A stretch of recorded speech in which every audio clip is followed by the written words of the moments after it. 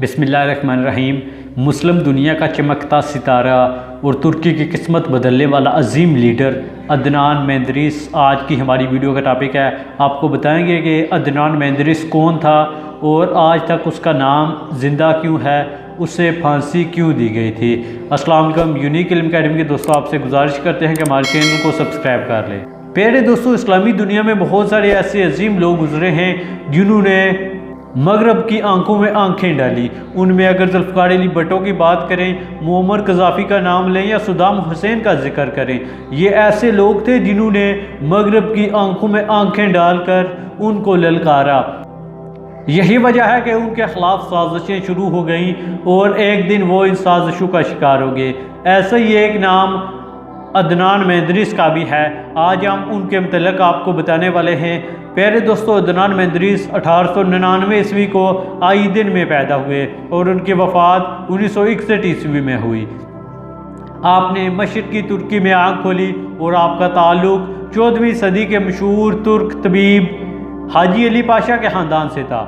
आपकी तालीम अजमेर के अमेरिकी कॉलेज और अंकारा यूनिवर्सिटी से थी। आपने कमाल अतातुर्क के दौर में ज़राअत के लिए ग्रां कदर खिदमात सरअंजाम दी। इसके बाद जब तुर्की में जमहूरिया का क़याम अमल में आया तो आप ही उसके असल मामार थे। इसके बाद आप आइदिन की लिबरल पार्टी के सदर बने। आपने अतातुर्क की हदायत पर आइदिन से मजलिस कबीर मिली के रुकन के तौर पर भी अपने आप को पेश किया और मुंतखब हुए। इसके बाद आप एक लंबे अरसे तक रुकन रहे। प्यारे दोस्तों, जब तुर्की में ख़ानदानी नाम का आगाज़ हुआ तो आपने अपने नाम के साथ मेंदेरेस लगाया, जिसके बाद से आपका नाम अदनान मेंदेरेस कहा जाने लगा। इसके बाद आपके असमत अनोनो जब सदर बने तो उनके साथ काफ़ी इख्तलाफात हो चुके थे। अदनान खल्क पार्टी से भी वाबस्ता रहे, लेकिन कुछ अरसे के बाद उससे अलग हो गए।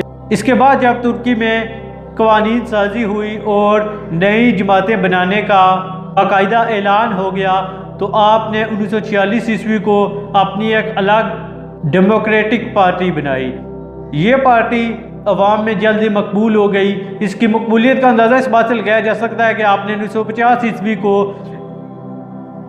डेमोक्रेटिक पार्टी के प्लेटफॉर्म से शानदार कामयाबी हासिल की, जिसमें आपने 69 के मुकाबले में 408 नशिस्तें हासिल की।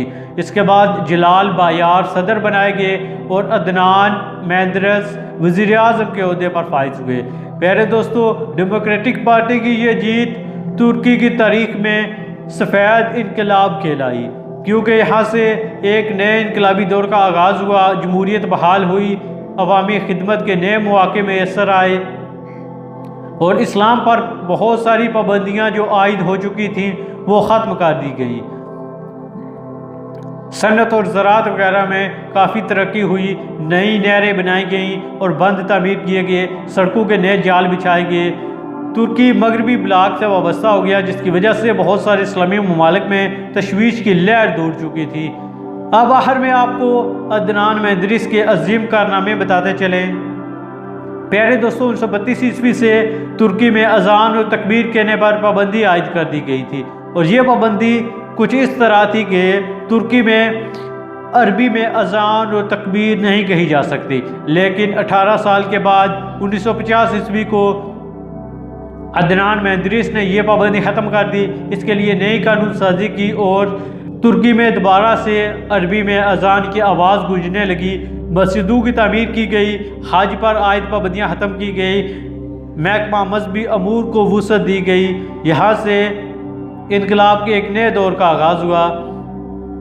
प्यारे दोस्तों, कहा जाता है कि अदनान मेंदेरेस अतातुर्क के नज़रियात का मुखालिफ था, जिसकी वजह से अदनान के जो भी कारनामे थे वो अतातुर्क के हामियों के लिए ग्रां गुजरते थे। वो इसमें सिर्फ और सिर्फ खामियाँ ही निकाला करते थे। बिलाखिर 1960 ईस्वी को फ़ौज ने हुकूमत का तख्ता उलट दिया और नई फ़ौजी हुकूमत का क़याम अमल में आ गया। अदनान मेंदेरेस और जलाल बायार पर मुकदमा चलाया गया, जिसके नतीजे में अदनान मेंदेरेस को फांसी दे दी गई और उनकी बनाई हुई डेमोक्रेटिक पार्टी का खात्मा हो गया।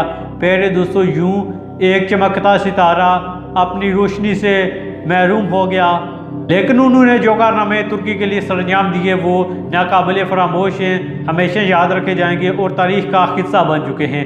आपसे इजाज़त चाहते हैं। अल्लाह निगहबान, फ़ी अमानिल्लाह। हमारे चैनल को सब्सक्राइब कर लें।